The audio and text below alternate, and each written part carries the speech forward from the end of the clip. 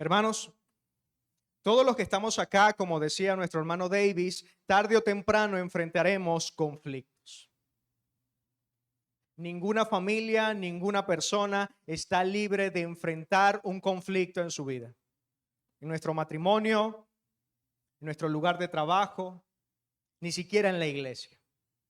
La verdadera pregunta no es si tendremos conflictos, porque sí los vamos a tener. La verdadera pregunta que nosotros debemos hacernos es cuando lleguen los conflictos, ¿cómo los vamos a enfrentar? ¿Cómo los vamos a resolver? Hermanos, nosotros vivimos en una sociedad, en una cultura que nos enseña a defender nuestro derecho por encima de todas las cosas. Nosotros buscamos siempre ganar las discusiones.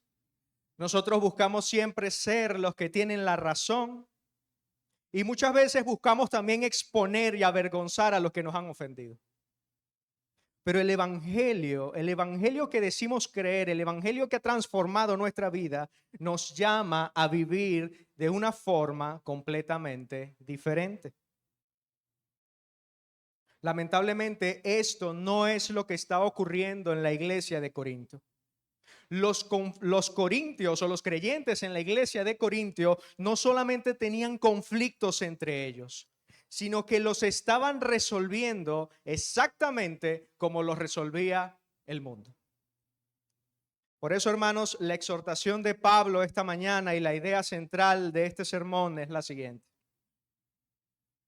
Resolvamos nuestros conflictos, reflejando la autoridad y la nueva identidad que ya tenemos. Resolvamos nuestros conflictos, reflejando la autoridad y la nueva identidad que ya tenemos. Esta idea, hermanos, nosotros la vamos a profundizar a través de dos verdades. Y la primera verdad, que es el primer punto de mi sermón, es el siguiente. Punto número 1. Ya tenemos autoridad. Ya tenemos autoridad. Hermanos, Pablo comienza esta sección, Pablo comienza este pasaje con una pregunta fuerte, con una pregunta clara y sin rodeos. ¿Osa alguno de vosotros, cuando tiene algo contra otro, ir a juicio delante de los injustos y no delante de los santos? Esta palabra osa, nosotros no la usamos mucho, pero tiene que ver con atrevimiento. Alguien que es osado, alguien que es atrevido, alguien que es descarado.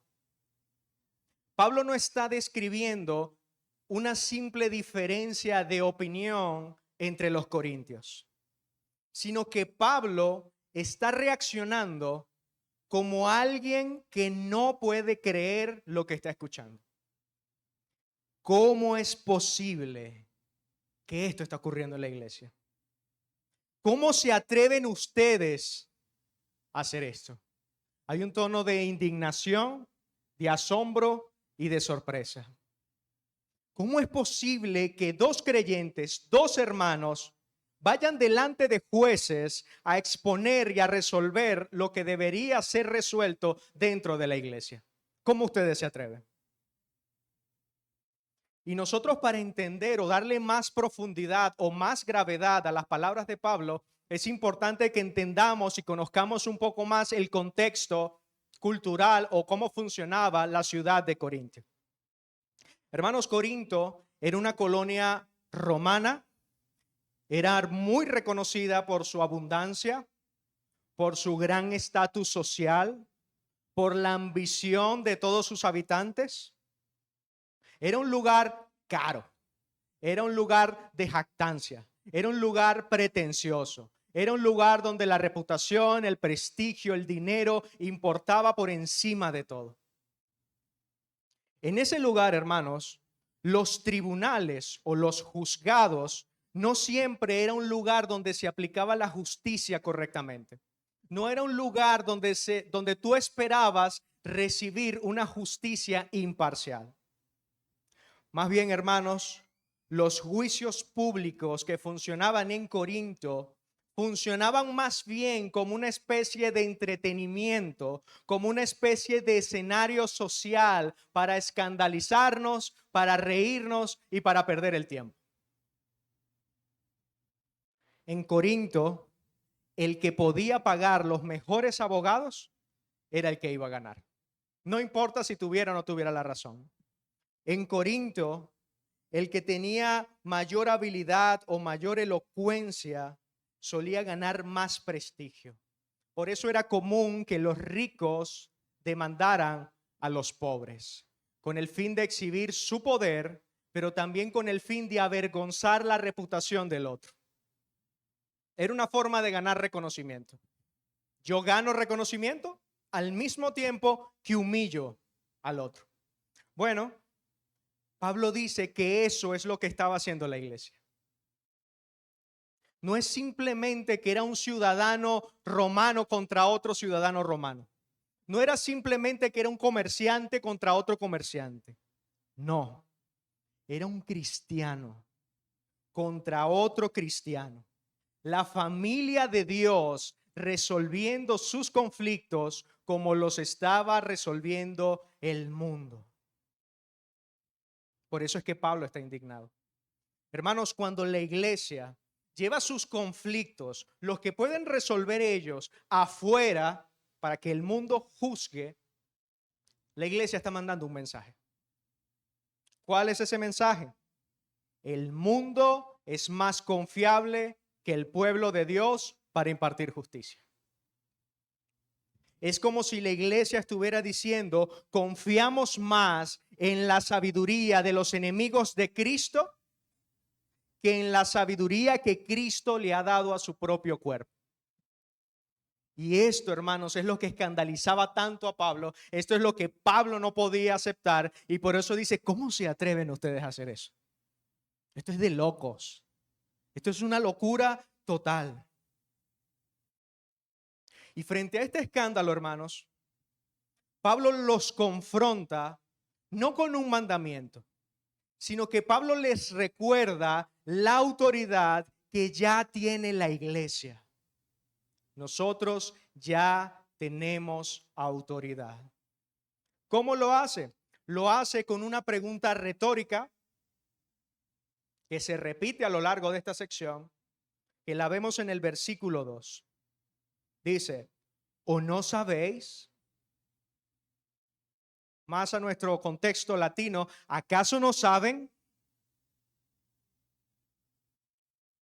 ¿Acaso no saben? Y hermanos, cuando Pablo hace esta pregunta retórica, él no está diciendo que los corintios son ignorantes de este tema. Él no está diciendo, oye, lo que pasa es que los corintios no saben que los cristianos resolvemos el asunto de otra forma. Él no está diciendo eso. Esta pregunta, ¿acaso no saben? Tiene el propósito de recordar, pero también tiene el propósito de exhortar. En pocas palabras o en otras palabras, Pablo los está confrontando. Cuando Pablo le dice a la iglesia, ¿acaso no saben? Lo que verdaderamente está diciendo es, ustedes saben sobre esto. Ustedes conocen sobre esto. Entonces, ¿cómo es posible que están viviendo de una manera contraria a lo que conocen? ¿Acaso no saben? Nosotros usamos también muchas veces esa figura retórica. Hermanos, ¿acaso no saben que el culto comienza a las 10? ¿Qué estoy diciendo? ¿Que ustedes no sabían? No, que sí sabemos, pero no estamos viviendo conforme a lo que sabemos. Entonces Pablo usa esta figura retórica a lo largo de este pasaje y constantemente le dice, ¿acaso no saben? Y hermanos, muchas veces ese es el problema de la iglesia. El problema de la iglesia no es que no conozca la verdad. Al contrario, muchas veces conocemos demasiada verdad. El problema de la iglesia es que muchas veces vive de una manera contraria o de una manera incoherente con la verdad que afirma conocer. La misionera Corrie ten Boom, una misionera en la época de la Alemania nazi, ella decía, no te preocupes por lo que no entiendes de la Biblia. Preocúpate por lo que sí entiendes y no estás aplicando. Bueno, eso era lo que estaba pasando en la iglesia de Corintios. Entonces Pablo se acerca a los corintios y le dice, ¿acaso no saben? ¿Acaso ustedes no saben que los santos han de juzgar al mundo?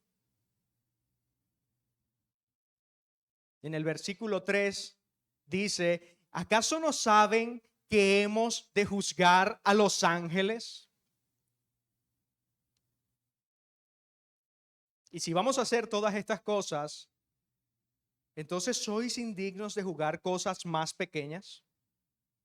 Hermanos, el argumento de Pablo acá es, si la iglesia, si el cuerpo de Cristo, si los creyentes participará en el juicio futuro que va a haber sobre el mundo, entonces la iglesia tiene suficiente discernimiento espiritual para resolver asuntos como conflictos entre sus hermanos. Si la iglesia será parte del juicio sobre los ángeles, criaturas espirituales, entonces los conflictos entre hermanos no debería estar fuera de su capacidad. En otras palabras, Pablo está diciendo, la iglesia ya posee la autoridad y la capacidad para resolver los conflictos entre hermanos. No porque la iglesia sea sabia en sí misma o que la iglesia sea autosuficiente, sino que esta es una autoridad y una capacidad que ha sido entregada por Dios y nos ha sido dado también el Espíritu Santo. Esto no es algo que a Pablo se le ocurrió simplemente para que los miembros no regaran los problemas afuera. No, no. Esto es una verdad que nosotros la vemos en toda la Escritura.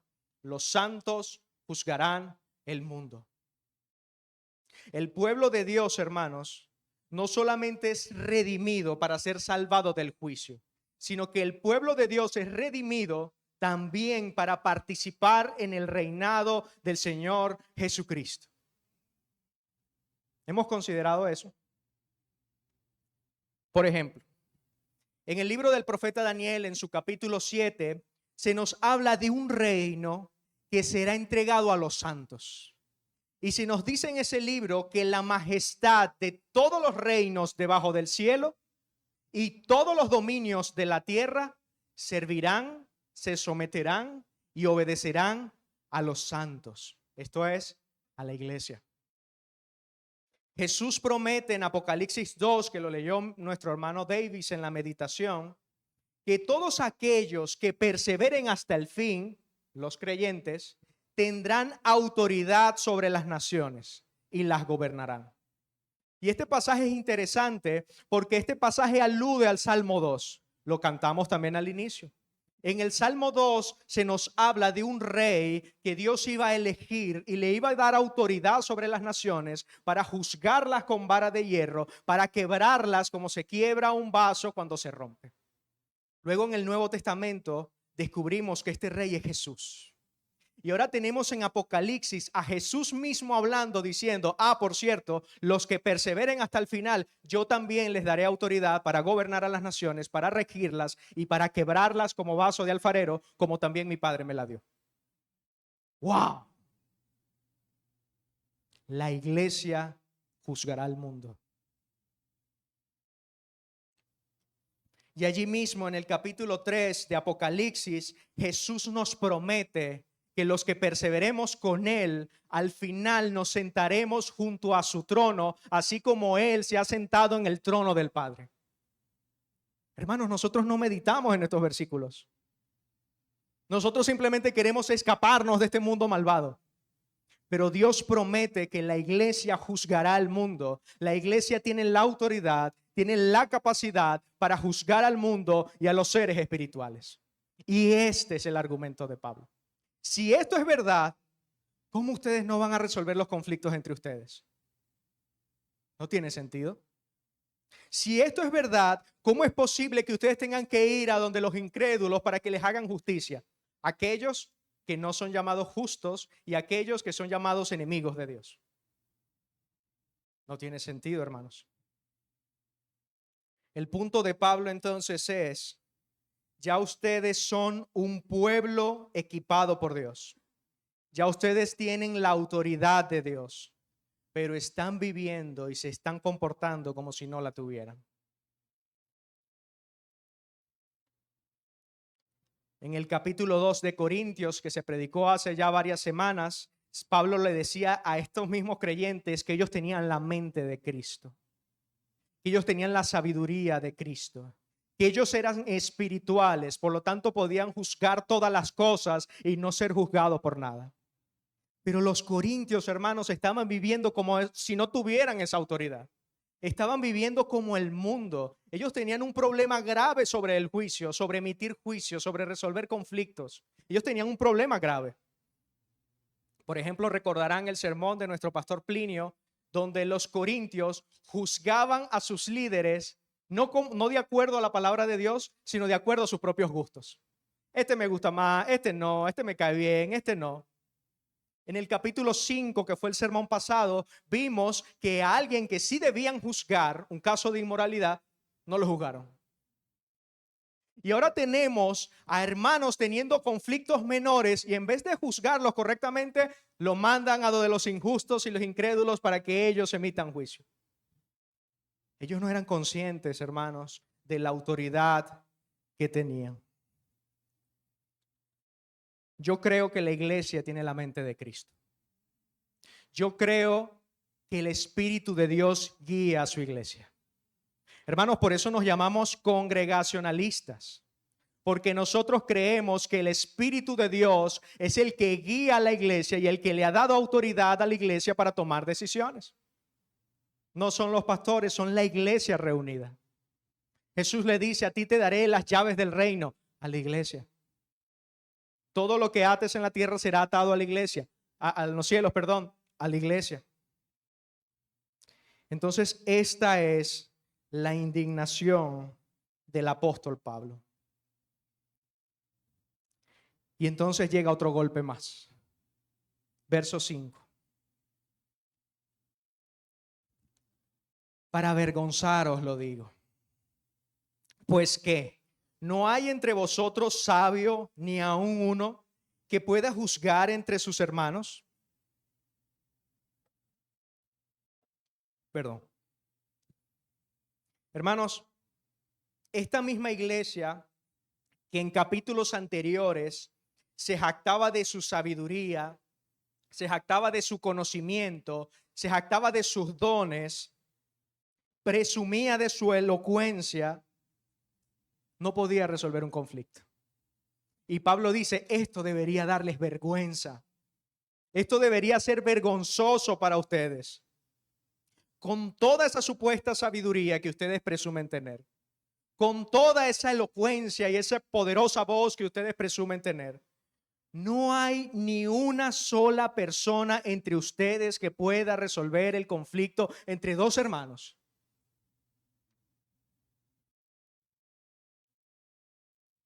Es una pregunta retórica. La respuesta es: sí había hombres capaces, pero no estaban dispuestos a resolver los conflictos.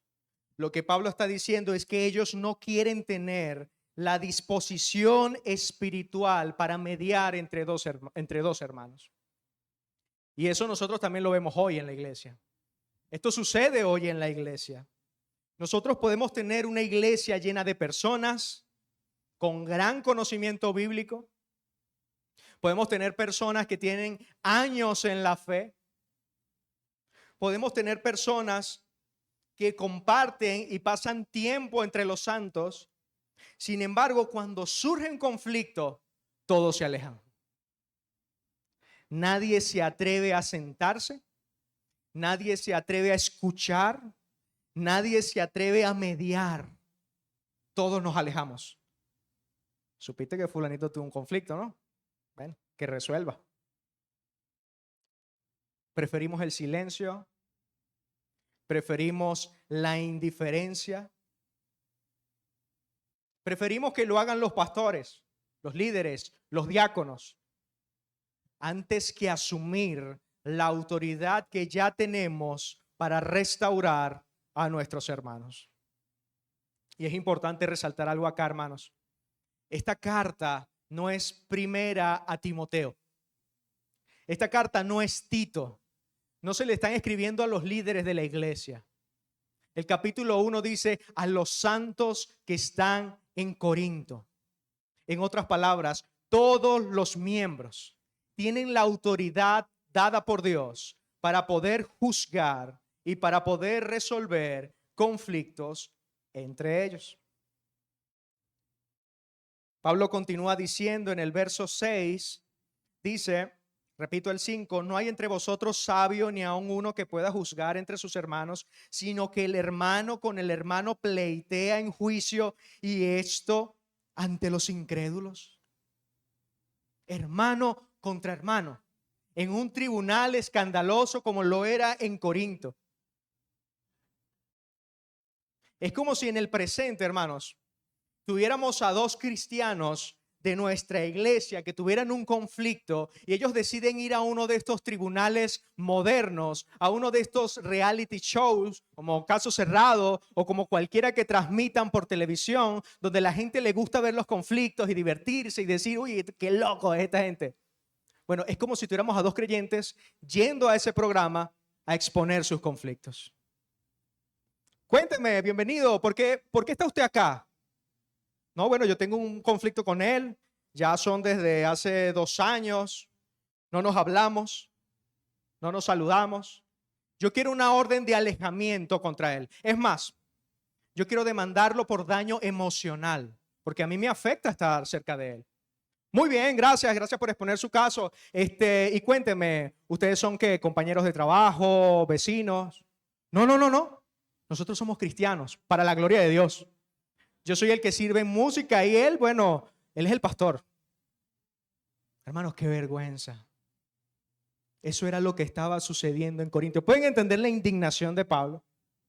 ¿Cómo es posible que ustedes hagan esto? Hermano contra hermano pleitean en juicio y delante de los incrédulos. ¿Cómo se ve esto entre nosotros hoy? Porque quizás muchos estemos pensando y digamos, bueno, ese era el problema de los corintios. Yo nunca he demandado a un hermano y mucho menos lo llevaría a un reality show de esto. ¡Qué vergüenza! Yo no lo he hecho. Y es verdad, hermanos, pero al día de hoy existen tribunales más rápidos que los de Corinto. Uno de ellos es el tribunal de las redes sociales. A todos nos encantan las redes sociales porque es donde mostramos lo que somos, es nuestra plataforma donde podemos ser vistos por todas las personas y a nadie le gusta quedar mal delante de todas las personas. Entonces, tienes a una persona que tiene un conflicto y basta publicar un estado de WhatsApp. Supongamos que un hermano le debe dinero y entonces sube en su estado de WhatsApp: paguen a cada uno lo que deben, dice el Señor. Y lo dice porque sabe que otras personas conocen el caso y le van a dar el corazoncito, le van a dar me gusta, le van a escribir y le decir: te entiendo, hermano, te entiendo, hermana, ánimo, que el Señor haga justicia. Si el esposo fue áspero con ella, publica en Facebook algo así como: los esposos deben amar a sus esposas y cuidarlas como vaso frágil. Si tiene un problema con el pastor, sube el estado diciendo: pero Jesús es el buen pastor. Él sí entrega su vida por las ovejas. Se entera de algún pecado de alguno de los miembros y en vez de hablarlo con él, publica en su estado: sin santidad nadie verá al Señor. La iglesia debe ser santa. Y hermanos, por supuesto estamos diciendo que no estamos diciendo, que ninguno de estos versículos no sean verdad. Jesús es el buen pastor.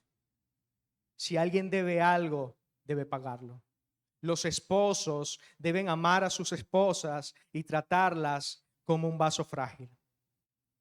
Pero muchas veces, hermanos, la intención, lo que hay en el corazón, la motivación por la que estamos subiendo eso, no es para exaltar la palabra de Dios, sino para lanzar indirectas, como decimos nosotros, para lanzar puntas.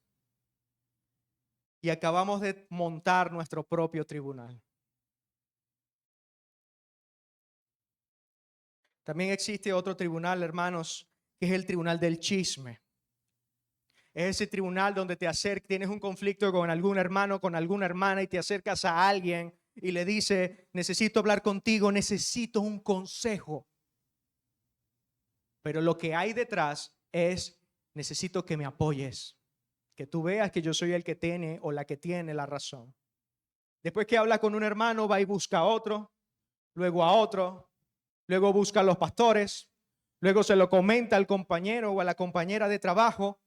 Y cuando menos te lo imaginas, media iglesia ya conoce el conflicto, menos la persona con la que sí tenía el conflicto. Hermanos, esto no es buscar reconciliación. Esto es convertir a la iglesia en un tribunal de chisme, donde solamente escuchamos una de las versiones. También ocurre, hermanos, cuando buscamos a alguien o buscamos que alguien medie, pero alguien que sea favoroso a mí o que siempre esté de mi lado. Nosotros no buscamos consejos de las personas que nos confrontan. Nosotros buscamos consejo de las personas que sabemos que nos van a dar la razón.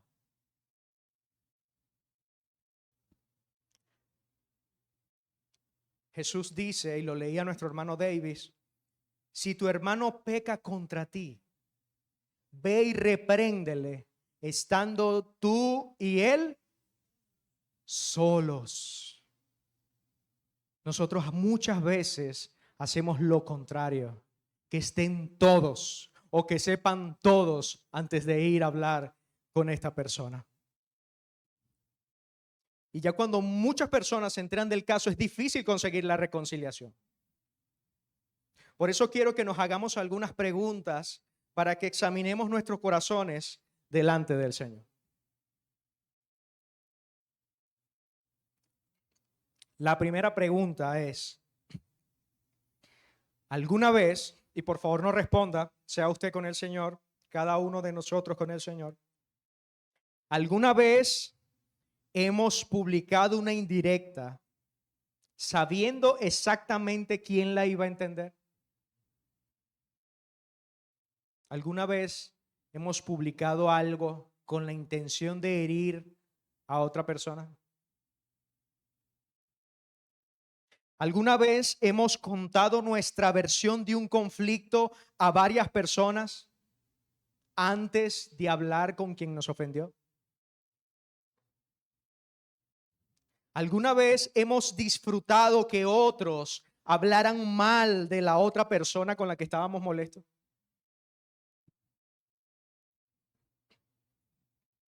¿Alguna vez he deseado más que el otro quede mal delante de los demás antes de que verlo restaurado por Dios? Hermanos, si alguna de estas preguntas nos confrontó, entonces nos parecemos más a los corintios de lo que creemos.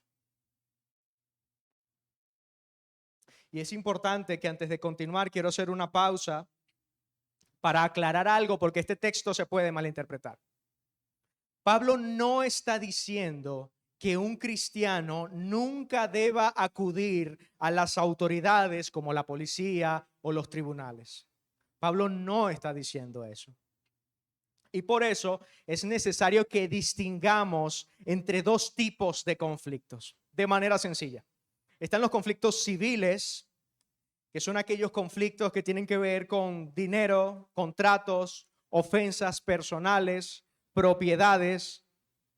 Hermanos, la iglesia tiene autoridad para resolver estos conflictos. Y por otro lado tenemos los conflictos penales o criminales que tienen que ver con delitos como violencia, agresión sexual, homicidio. Estos asuntos que atentan contra la vida y la seguridad de una persona. Hermanos, la iglesia tiene autoridad para entregarlo a las autoridades del Estado, a quien Pablo llama en Romanos 13 ministros de Dios para castigar el mal. No en vano Dios le ha dado la espada. Entonces, por ejemplo, tenemos un hermano que le debe a otro. La iglesia usa su autoridad para mediar en esta situación. Por otro lado, tenemos un esposo que golpea a su esposa o una esposa que golpea a su esposo. La iglesia usa su autoridad para exponerlo a las autoridades que tienen la espada. ¿Claro hasta allí? En ambos casos, la iglesia usa su autoridad. En una, de manera mediadora, y de otra, de una manera exponencial, o expone y acompaña el caso para que se haga justicia. Hermanos, ¿qué hemos visto en este primer punto? Hemos visto que la autoridad que nosotros tenemos no es un adorno, es una autoridad real. Nosotros ya tenemos autoridad. Es una autoridad que Cristo nos ha dado. Nosotros juzgaremos el mundo, nosotros juzgaremos los ángeles, por lo tanto podemos juzgar los conflictos entre los hermanos. Ahora la pregunta que debemos hacernos es, si sabemos que tenemos esta autoridad, ¿por qué seguimos sin usarla? ¿Acaso no sabemos que tenemos esa autoridad? Y es que el problema de Corintio no era solamente que no usaban la autoridad que tenían, sino que el problema de Corintio también era que empezaron a olvidar quiénes ellos eran. Empezaron a olvidar la identidad que ellos tenían. Y eso nos lleva a nuestro segundo punto.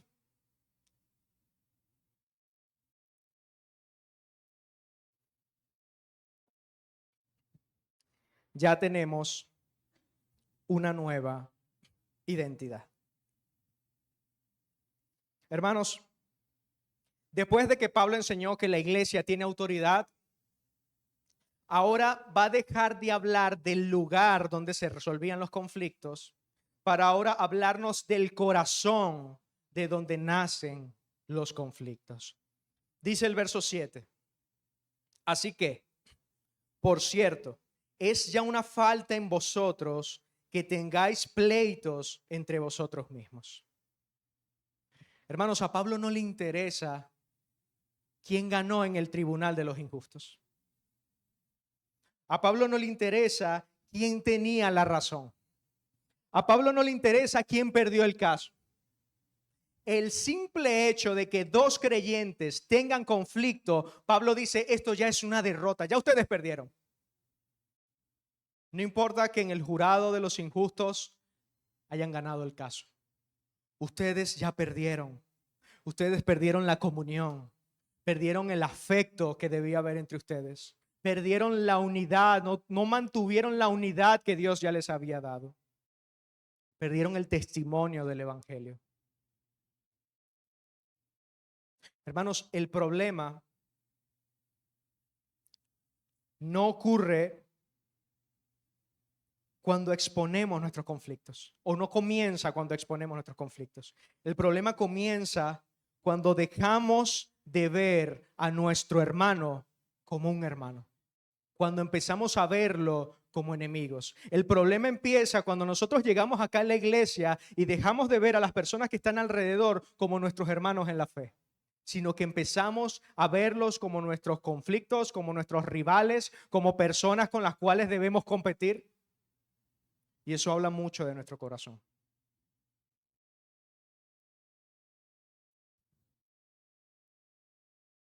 El problema empieza, hermanos, cuando dejamos de pensar, ¿cómo resuelvo este conflicto? ¿Cómo restauro este conflicto con mi hermano? Y empezamos a pensar, ¿cómo demuestro que yo tenía razón? ¿Cómo hago para resolver este conflicto para que se vea que yo era el que sabía y no la otra persona? Que fue esa persona la que me hirió y yo no he hecho nada. ¿Cómo hago?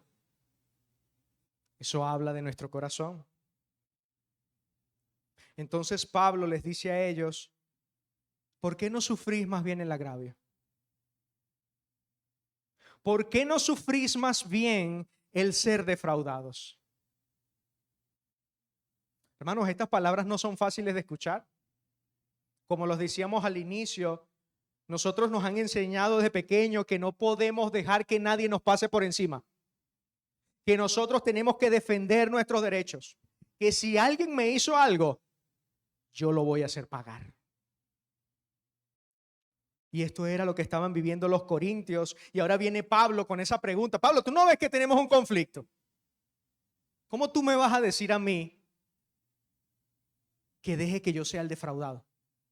¿Cómo tú me vas a decir a mí que esté dispuesto a sufrir el agravio? ¿Quién es tan tonto? ¿Quién es tan tonto para sufrir el agravio? ¿Quién es tan tonto para dejar que lo defrauden? Hermano, los corintios se habían olvidado de Jesús, aquel que sufrió el agravio por nosotros, aquel que fue defraudado por nosotros. En una cultura y un contexto donde todos querían imponerse, habían olvidado que su Señor, que su Salvador, había sufrido el agravio y la culpa que ellos merecían. Y obviamente no estamos diciendo que la injusticia sea buena y que debamos soportar todo abuso. No estamos diciendo eso. Ya vimos que la iglesia tenía autoridad. Lo que Pablo está diciendo es que muchas veces es mejor perder incluso recursos materiales antes que dañar el testimonio del evangelio. Muchas veces es mejor perder mi reputación antes que ganar un conflicto y que herir a un hermano por quien Cristo murió.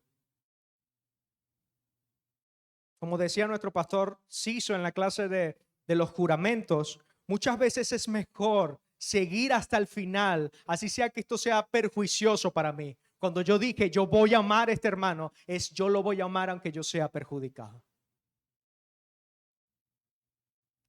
La pregunta más importante después de cada conflicto no será ¿y quién ganó?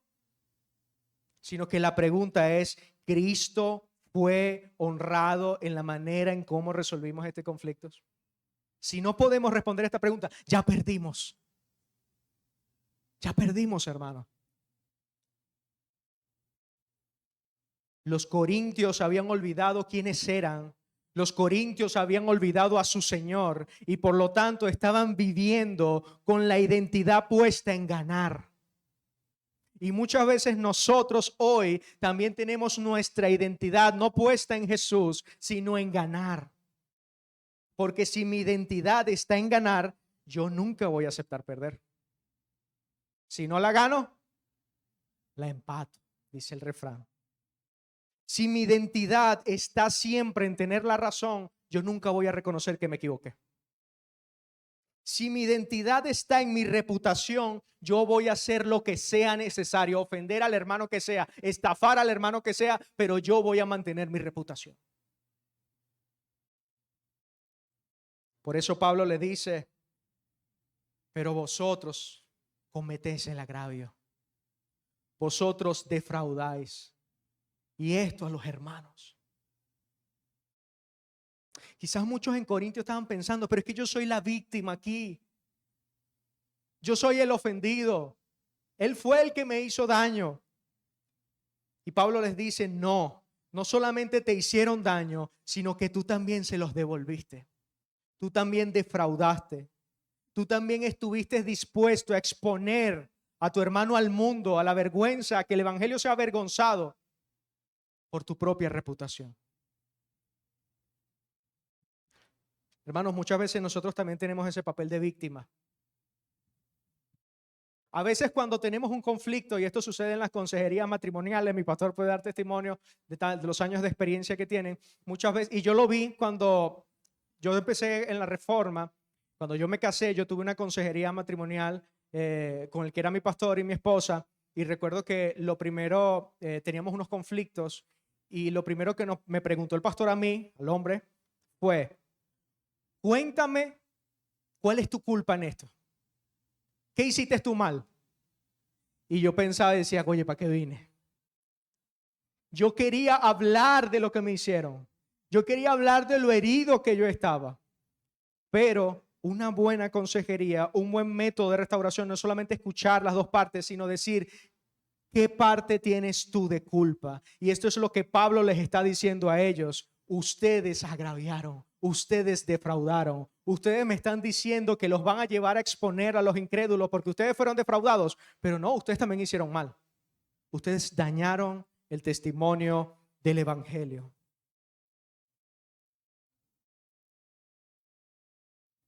Luego llegamos al versículo 9. Y es extraño porque cuando tú lees este versículo de pasada, pareciera que Pablo cambia de tema. Veníamos hablando de los conflictos, veníamos hablando de que teníamos autoridad, veníamos hablando de que nosotros agravamos y que teníamos que recibir o padecer el agravio. Y ahora viene Pablo y dice en el versículo 9, con la misma pregunta, ¿acaso no saben que los injustos no heredarán el reino de Dios? ¿Y esto qué tiene que ver? ¿Acaso no saben que los injustos no heredarán el reino de Dios? Pablo usa esta palabra injustos, que es la misma palabra que usó en el versículo 1 para hablar del tribunal de los injustos, pero ahora está hablando del carácter de los injustos. ¿Por qué Pablo hace esto? Porque Pablo está diciendo, cuando ustedes actúan con orgullo, cuando ustedes defraudan a sus hermanos, cuando ustedes estafan a sus hermanos, cuando ustedes viven para ganar ustedes mismos, ustedes están pareciendo a los injustos. ¿Acaso no saben, por cierto, que los injustos no heredarán el reino de Dios? No erréis. En otras palabras, no se engañen. No se engañen pensando que el problema es solamente lo que el otro hizo. No se engañen creyendo que su orgullo, que su dureza, que su falta de misericordia son pecados pequeños comparado con el borracho, con el fornicario, con el adúltero, con el maldiciente, con el avaro. No se engañen.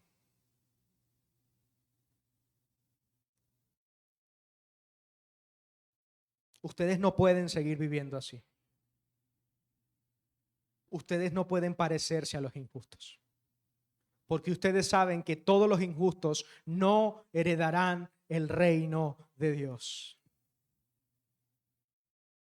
Y ahora uno espera que Pablo va a continuar exhortándolos, que Pablo va a continuar confrontándolos, pero lo que hace Pablo es decir una de las frases más gloriosas de toda la carta. Dice el verso 11: y esto erais algunos. Hermanos, qué palabras llenas de esperanza. Esto eran algunos. A pesar de que ellos estaban haciendo eso, Pablo no les dice, esto ustedes son.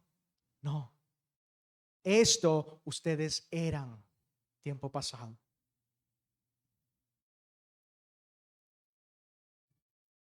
Ustedes eran así. Quizás habían algunos en medio de la iglesia de Corinto que luego de ver toda esta lista de pecados y decir, bueno, sí, yo fui idólatra. Yo me acuerdo que yo iba al templo de Diana en Éfeso, o yo adoraba a Afrodita, sí, yo era un idólatra. O quizás otro recordó sus años de inmoralidad. Otro recordó cómo había defraudado para enriquecerse. Otro pensó en que era un alcohólico empedernido, que era un codicioso. Y Pablo no niega ese pasado. Pero Pablo dice, eso ya pasó. Eso era lo que ustedes fueron, pero no es lo que ustedes son. ¿Qué diferencia hace el evangelio?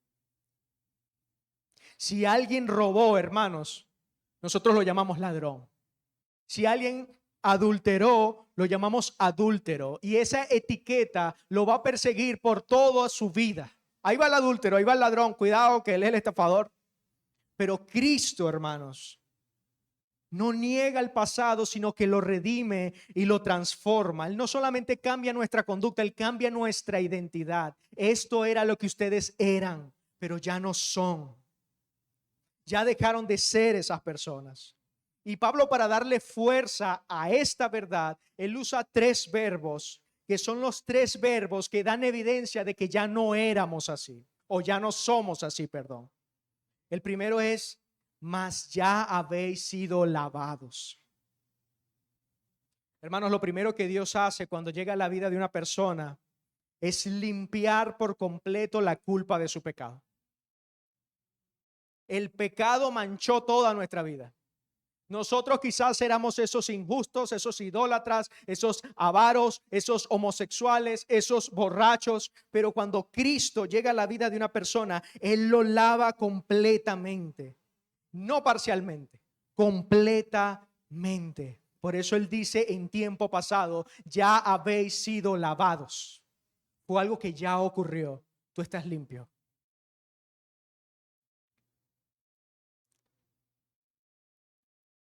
En estos días leí una frase que decía, Dios mío, ayúdame a dejar de pensar en lo que tú ya has perdonado. Hermanos, Dios ya nos lavó y nosotros queremos volver y queremos seguir identificándonos con nuestra vida pasada, pero es que yo era así, pero es que yo soy así. No, Cristo nos lavó. Pero no solamente nos lavó, sino que dice, ya habéis sido santificados.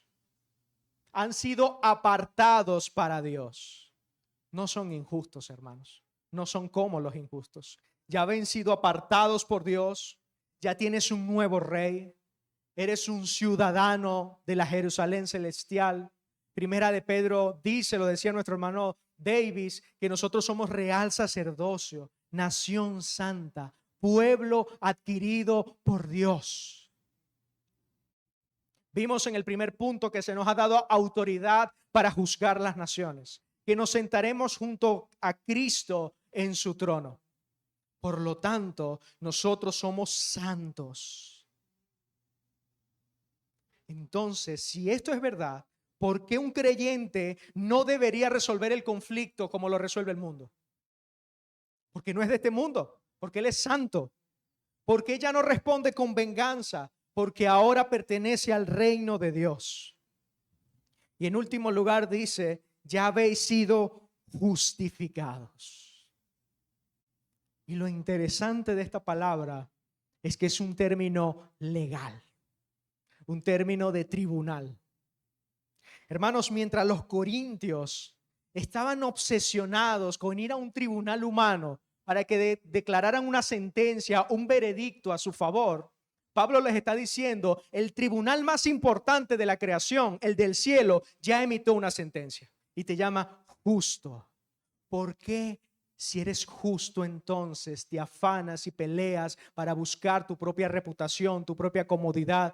¿Para qué buscas esto? Es como el pasaje que leía Davis, y creo que el Señor conectó todo, cuando decía en Mateo 18, que es como aquel que ha sido perdonado por el rey y luego va delante de los demás a exigir que le paguen su deuda.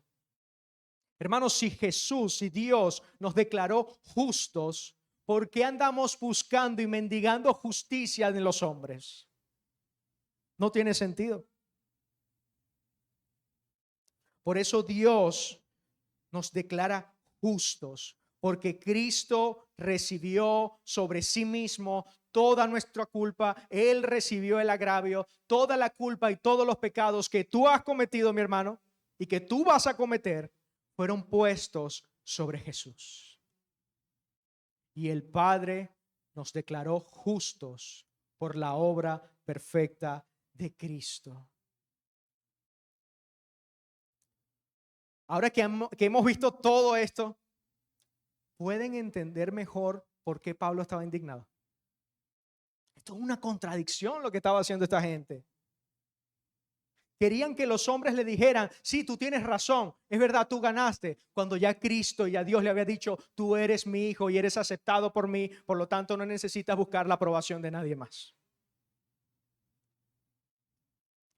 Hermanos, Pablo en este pasaje no dice, compórtense mejor para que Dios los lave. No.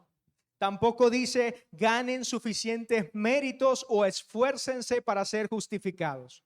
No. Dios actúa primero y después nosotros respondemos. Dios nos lava primero y por eso podemos vivir de manera pura. Dios nos santifica primero y por eso podemos vivir como santos. Dios nos justifica primero y por eso podemos dejar de justificarnos delante de los hombres. Si pudiéramos seguir esa línea, diríamos, Dios resolvió nuestro mayor conflicto que teníamos, que era con Él. Por lo tanto, nosotros también podemos resolver conflictos entre nosotros. La pregunta hoy, hermanos, para terminar. ¿Por qué tengo tantos conflictos? ¿No será que estoy intentando proteger mi reputación, mi ego, mi imagen? ¿Cuántos de los conflictos que ocurren hoy dentro de la iglesia son cosas tan sencillas de resolver, pero que se alargan porque cada uno está defendiendo su propio ego? Ya lo vimos, si mi identidad está en mi reputación, yo voy a pelear hasta el final. Hermanos, debido a que nuestra identidad ha sido asegurada por Cristo, yo puedo perdonar, yo puedo humillarme. Si fui yo el que ofendí, puedo humillarme, puedo pedir perdón, puedo restituir lo dañado, porque tengo una nueva identidad. Amén. Hermanos, ¿qué hemos visto al final de todo este sermón?